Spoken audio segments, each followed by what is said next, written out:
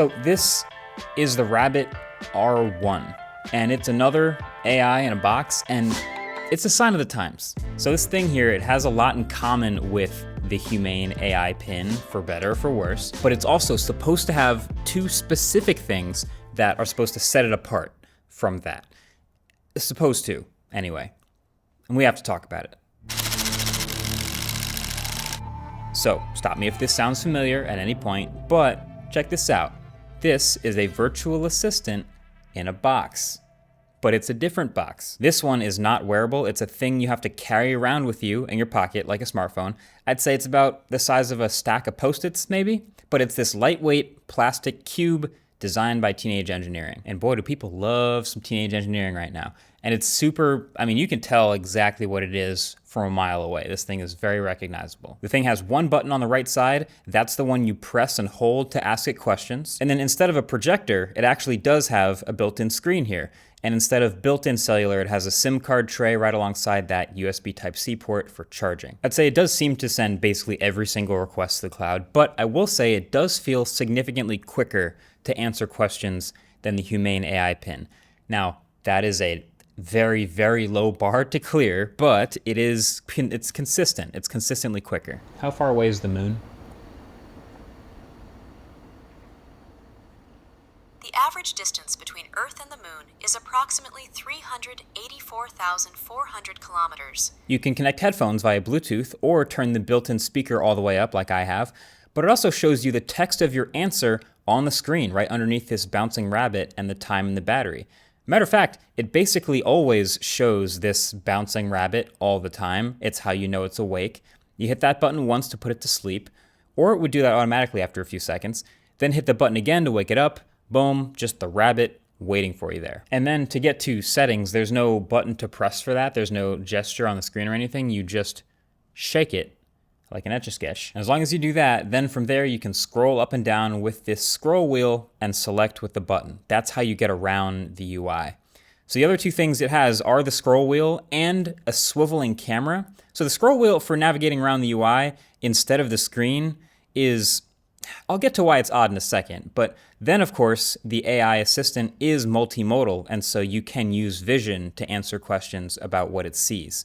So we've seen this before. With this one, you double tap to swivel it open and then press and hold to ask, I don't know, what type of plant is this? Taking a look now. The plant in the image appears to be a Monstera deliciosa, also known as a Swiss cheese plant. This is a type of tropical, climbing evergreen plant native to southern Mexico and parts of Central America. The large, glossy green leaves with distinctive... As a reviewer testing this thing, I just feel like that DJ Khaled clip after a while where I'm just pointing at stuff like, okay, what is this? And what is this? And what is this? Those are pickled banana peppers. And what is this? Berries and seeds. And perhaps what is this? Water. But I've just pointed it at my computer screen with a really long email on it and asked it for a summary, and it just reads it instantly and gives me a summary of it. It's done that with articles too. I think that's pretty cool. But yeah, it's an AI in a box. It's best at just answering questions. So yeah, this thing is also bad at a lot of stuff, and this list is gonna sound pretty familiar. Somehow the battery life is just as bad as the Humane pin. It has 1,000 milliamp hour battery inside, and it's brutally bad. Like, it's already bad enough when you're carrying around a whole nother device alongside your smartphone, but when this one can sit in front of you doing nothing and the battery just visibly is draining and dies in like 4 hours, then you have to charge it multiple times per day, and it's still dead when you wake up in the morning. Like, it's just exhausting. Also, it took 45 minutes to charge this tiny battery from 0 to 100. And it's also just straight up missing a ton of what I would consider just basic features. Like, it can't set alarms, can't set timers, it can't record videos, can't record photos, can't send emails, there's no calendar built in. There's just a lot of things that I would want an assistant to do. Not here. And of course, being an AI assistant, it also does still hallucinate and confidently answer questions wrong. Like, my baseline of asking a question that I know the answer to and then getting the wrong answer happens all the time. It's just one of the downfalls of this category. So this device was designed by Teenage Engineering, and they're really leaning into that. Like, that's why, I mean, it's this bright orange. It is really quirky, friendly looking device, I would say, intentionally. But yeah, they really love their analog controls. This scroll wheel here doesn't surprise me, but it's actually really frustrating to use. First of all, it protrudes out the back a little bit, as you can see, which looks kind of cool. But that means if it was really sensitive that it would actually scroll if you just put it down on a table or something. So they've dialed down the sensitivity of the scroll wheel, so it's actually super slow. Like there's a surprising amount of scroll motion required to go down one line in the settings. And then there's no haptic feedback here as you're scrolling to help you feel it out. So fine, okay, you can get used to that. You use the button to select, but then you've also noticed there's no back button anywhere on this device. So to go back up a level, you have to scroll all the way back up to the top every single time. That also gets annoying. And then to change brightness or volume, you actually need two hands. So you just go into brightness to select and you hold the button with one hand and then scroll the scroll wheel with the other hand to adjust brightness, which yeah, you can't do it with one hand. It works, so you can learn it and you can say, it's this quirky UI it's got going on, but I feel like a lot of these problems would be solved if this was a touchscreen. So what if I told you this is a touchscreen and they just don't really let you use it for almost anything? Like moving through these menus would be easier if I could just tap what I wanted to, right? Going back after a long scroll would be easier if I could just flip scroll back to the top of a list and hit back. But you can't. The only thing you can use the touchscreen for is basically typing on the keyboard in terminal mode. So with terminal enabled, you can turn it sideways, a keyboard pops up, and you can type your questions and get text answers, which is great. And you can move between letters with the scroll wheel. It's kind of a neat feature, I guess, but why can't we use the touchscreen for anything else? Is it just them trying not to look too much like a smartphone? Maybe. Probably. So, okay, what's the point? Why does this thing exist? If it's so similar to the other one that was also so bad, what are we doing here? And really there's two things that I think they're hoping will be the things that set it apart from the other one. That should, in the words of their co-founder, Jesse. But I don't think MKBHD will say this is the worst device he ever reviewed so far. Which, low bar, but okay. Those two things are the price tag and the large action model. So the Humane Pin was so easy for everyone to dunk on because it cost as much as a phone. It was $700 with a $24 a month subscription to not turn into a brick. It's just insane. So this one right here costs $200 and no subscription. So, okay, that hits a little different. But also, you can tell it's $200. First of all, you will need a separate SIM card to get it to work on cellular. So while there is no subscription fee for Rabbit to keep the device working, that is still a fee you're going to pay every month to get data outside of Wi-Fi. But then, okay, the unboxing experience is extremely minimal. It comes in a single cardboard box with a cassette tape looking plastic container that doubles as a stand, but there's literally nothing else. No charging brick, no USB-C cable, no stickers, no paper instruction manual, nothing at all. And then the R1 itself is made of plastic. Not to say that it's not built well, there's no flexing or creaking or anything like that, but it's definitely plastic. The camera, very basic. The speaker, very cheap. It's a low-end MediaTek chip inside, the same one that's in the Moto G8 Power Lite, which is like a $150 phone. Hardly any battery, as we learned, and no fancy fast charging or wireless charging. And it comes in one color, really bright orange, like this ridiculously saturated bright orange. I'm not even joking. The color you're seeing in this YouTube video on your screen, it's going to be the best I can do with my own color correction, but it's legitimately hard to photograph. Like the phone camera doesn't really turn saturation up high enough to really represent it accurately in real life. It's the brightest orange thing you've ever seen in your life. I guarantee it. Now, if you want something a little more low-key than the neon orange, channel sponsor Dbrand actually does have you covered here. I've got this black camo looking one here, and now the orange bits that show through are kind of like more accent pieces, which is pretty dope. But fun fact, Dbrand also collaborated with Rabbit ahead of the release to make sure screen protectors for this thing were also available on launch day. So that includes mine. If you want to check it out, screen protectors or skins for the R1, you can hit up the link below. But yeah, speaking of the screen, this is a 2.9-inch diagonal TFT screen with no auto brightness. So yeah, I think you get the idea. So you know how the Humane AI pin had no apps?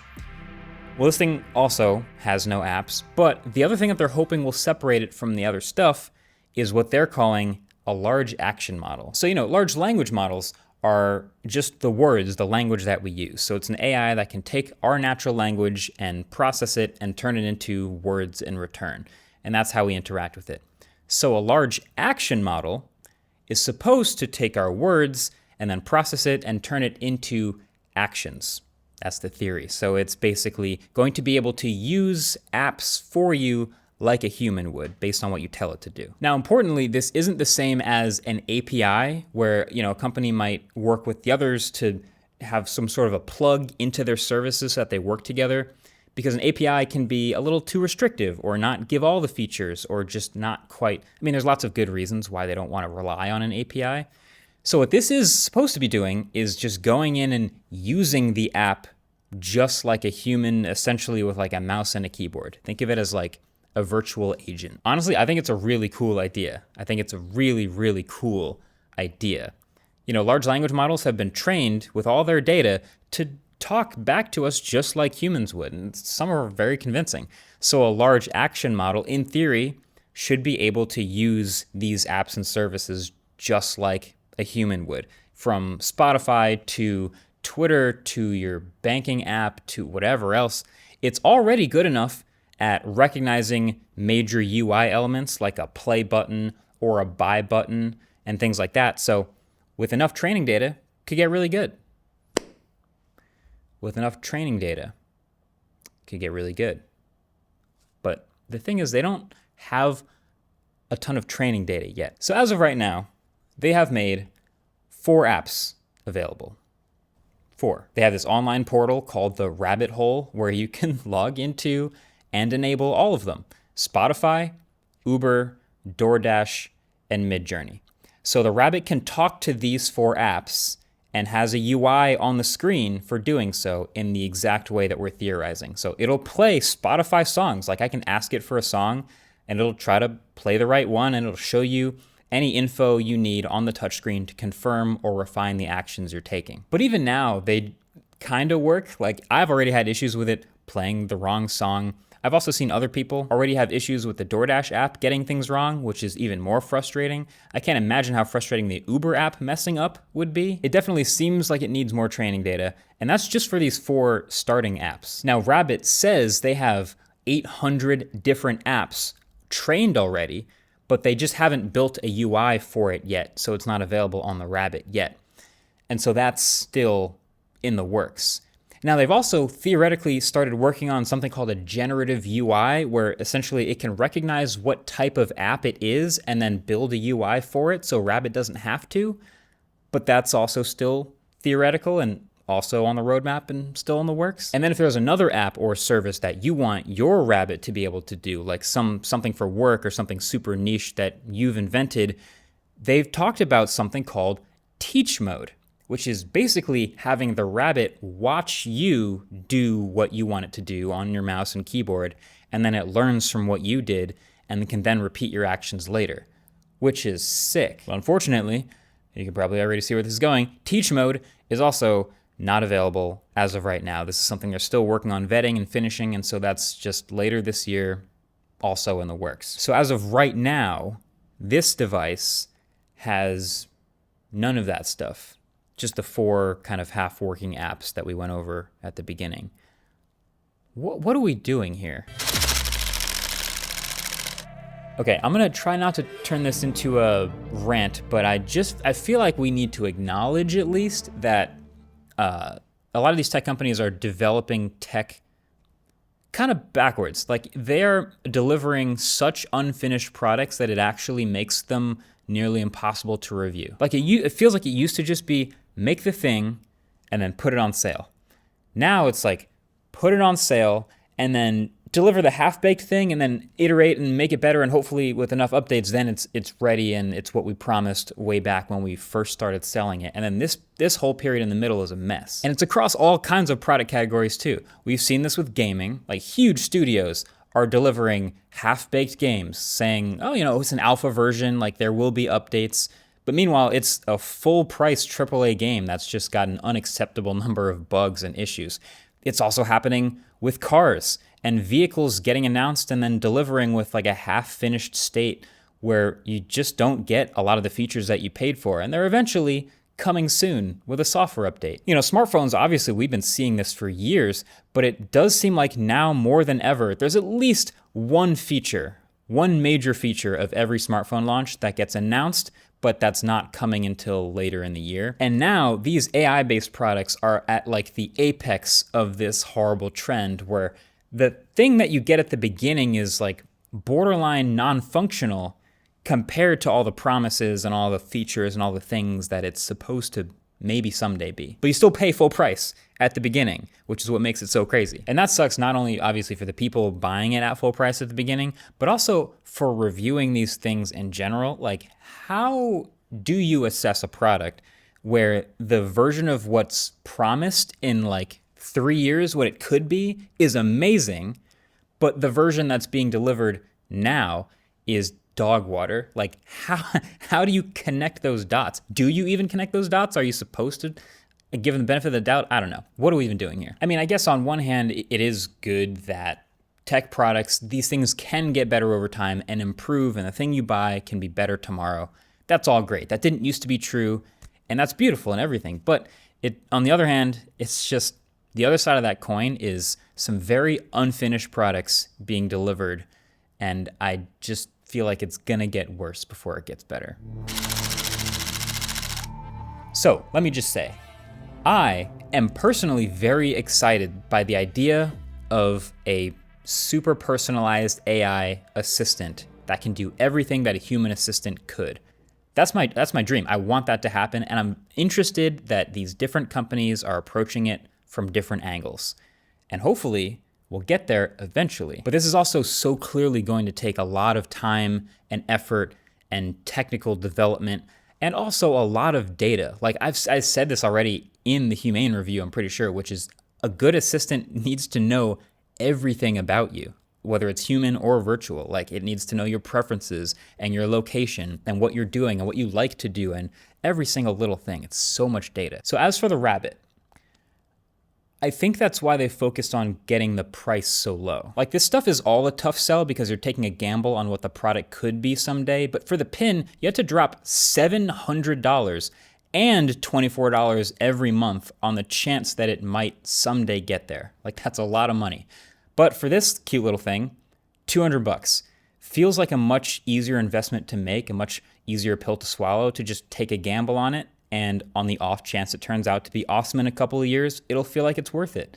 You know, on the chance that some of those 800 apps are super useful, or, you know, even though you already have a smartphone, maybe the teach mode lets it do something with a single button press that you could never dream of before, then it could be totally worth it. The whole situation reminds me kind of if you look back at the beginning of when Tesla started shipping cars with all the autopilot stuff. They were selling cars and they got popular for other reasons. It was a good electric car with good range and a good charging network.